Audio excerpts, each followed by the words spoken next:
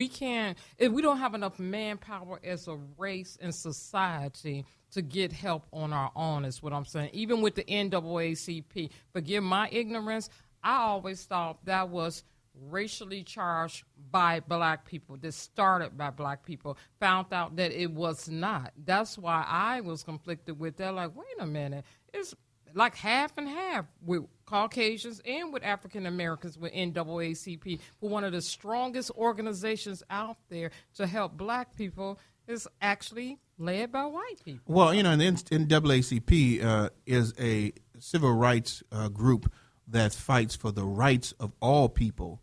And so it's called the national, I forget what it is now to myself. Isn't it terrible? We shall overcome. National Association for Colored People. Thank you very much. For colored people, but right. Yes, but it's for colored people. But people. It's meant to fight for the rights of all people. But it's the same thing with anything. I mean, whether you're fighting for color, if you're fighting for sex, I'm not going to say sexism. I fight for sex too, buddy. Whether you're fighting, about the male-female roles and things like that. So, are you more disturbed because whites are fighting for us, or that we as blacks aren't fighting hard enough?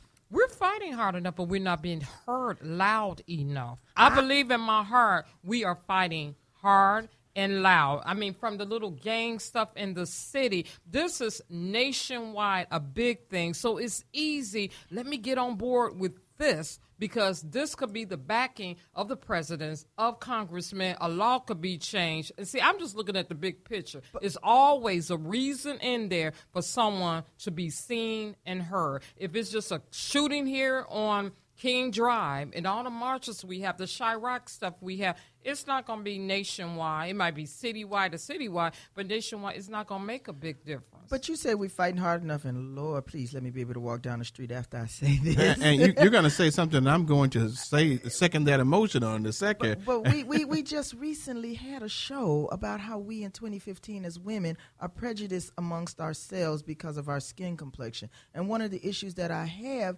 is that we're so worried about whites fighting against us or other races fighting against us, but we're fighting amongst ourselves. Oh, well, see, that's a whole different story. I'm talking about with the big picture. See, we're talking about women. That's a whole different thing, and how we have low self-esteem, high self-esteem, how we view ourselves. I'm talking about the crime on the street, that every time it's a situation, we have to go to, I love you, Father Flager, but he have to be our spokesperson. Or we used to have Jesse and the other one, but it's like, okay, they ain't getting the job done. Let's go to the next color who we know could get it done.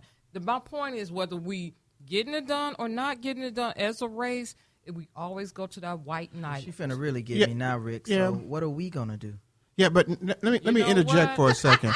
Let me interject for a second, because one, because of the percentage of racial difference in here, you're always going to need white people somehow.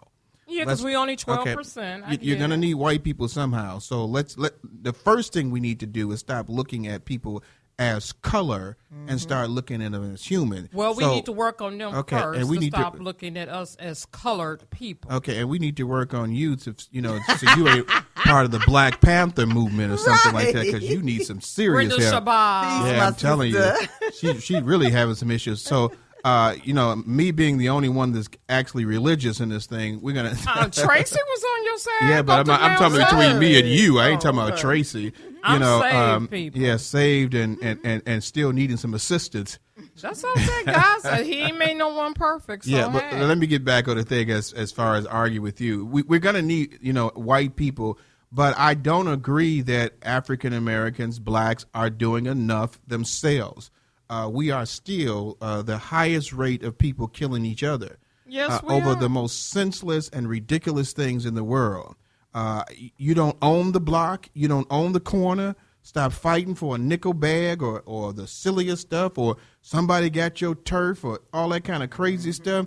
Well, ours is reported more, babe. We need to work on it. I'm not asking you to stand up for black rights, because black people need to stand up for themselves. Well, you're not the black rights advocates of the Let's Stay Together show. We're not doing enough. We're not doing enough. We cannot depend on someone else caring for us before we do. You want to make somebody care for you. Show that you care for yourself. We have to have enough self-pride in ourselves. James Brown said it, great. Say it loud. I'm black and I'm proud. But we don't have that pride for each other anymore. So that's one of the things we have to do. But I'm happy that you've had, whites coming and want to support, because you're going to need support from other people. You're going to need that. What's going to make the United States, and what has always made the United States the best country in the world, was because we work together with each other, regardless to our differences.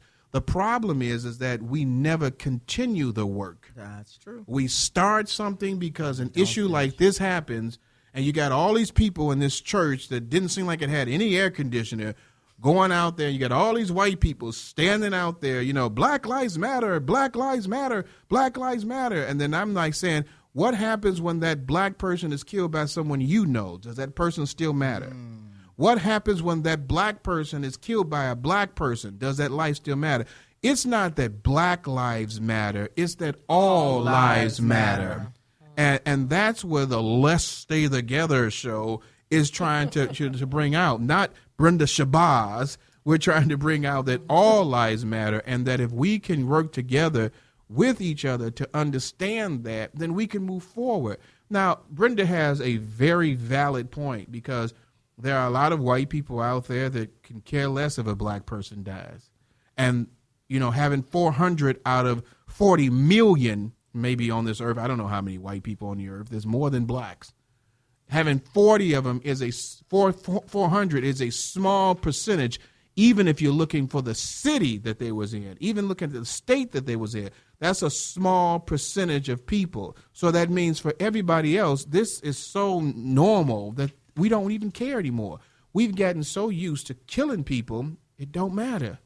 And so we got to get to a point where we care. But I like the fact that that whites came out there and joined together. Yeah, Shabazz, you got something else?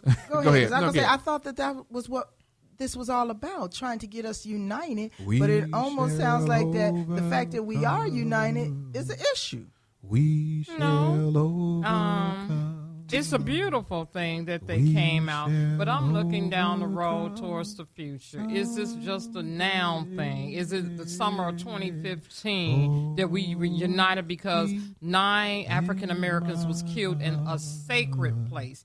Earlier, you had mentioned that if they was killed in a laundromat, would it have mattered if it was a black person that killed them? I don't think these people would be over here. What's this Metropolitan Church over here saying we shall overcome? No, y'all killing each other. Kill each other. Well, we can't. You might have 400 people coming here too. Let's put it this way. There probably was just as many white people there than there were black. Where are our people? Was God knows how many cameras they're taping this to. Right, and you want that. I mean, let me tell you something. Martin Luther King, what he struggled through would have not happened if the cameras, if those cameras, you got to watch those cameras. If those cameras were not there, and everybody didn't see the horrific, way that blacks were being treated, dogs beaten in the head. If that wasn't out there, that could have been an isolated instance that was just shut down and nobody would have heard about it. You know what? I really I love when I can self-analyze myself. Oh, yeah. Why I am so bitter with this, because the incident I just told you, Tracy, and told you, Rick, about last Friday, and it involved a Caucasian cop. How that man was calling us monkeys. It's just like, excuse me? This was 2015, and you're saying what? Was it about a week ago? Last Friday. Last Friday night before. Oh, my God. White man called me a name I don't know. And you know what? I was glad I was boxed in between two men, because when he came up and you're a cop, someone we're supposed to look up to, the other cop directing us where to go. You calling us monkeys and we don't pay attention? What? Seriously. And I think the residual of him saying that is still with me. But here's the thing you got to also say, because there was a white man who was angry about it and told him, paint the picture the way the picture should be painted. There's beautiful colors in every scenario. A white man was sitting up there saying that, this is wrong. And the white cop, he asked for his badge and stuff like that so he can call the man. He's talking about, what's that going to do? Yeah. And so that badge now becomes almost like a god in some cases where you can't do that. But the white man was wrong for doing that. But kudos to the one white man that stood up and said, that's wrong. You need people like that. Let me tell you something. This thing that scares me about white society, and I'm going to say this. White society is afraid to go against white society. And you need white people that are not afraid to go against the societal thought process that we are supreme over anyone. Oh, you baby, I got something for you in the next segment. Okay, Just you what do. You say. I okay, sure but do. you know, we need Shabazz has something for us now. I do. Shabazz has. Shabazz has the tough warrior chick over here.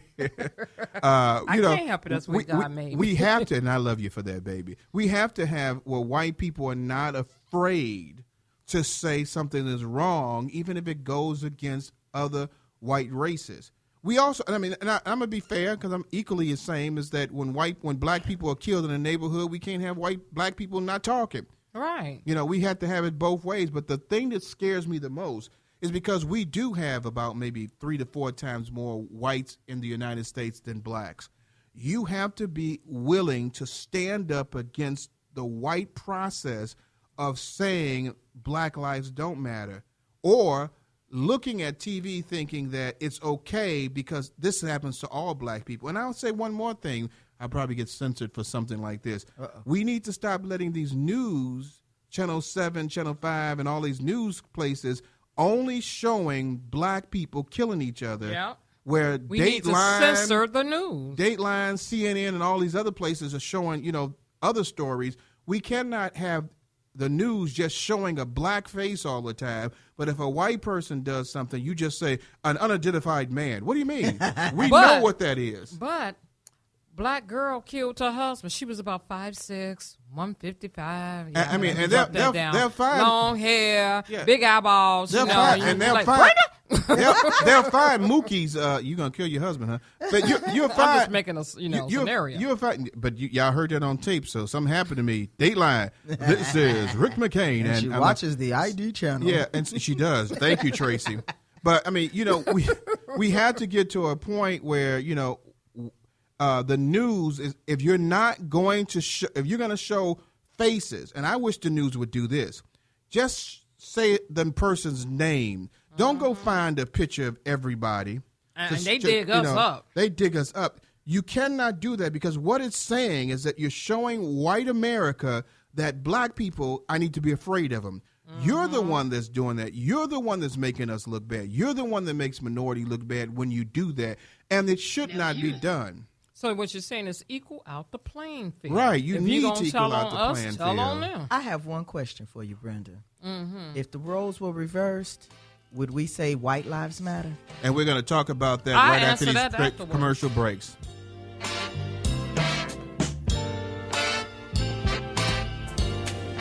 Good evening. This is Brenda McCain from the Let's Stay Together talk show. Here is this week's announcements. Join us next week, June 30th. Our topic, Black Violence in America. United we stand, so why are we so divided?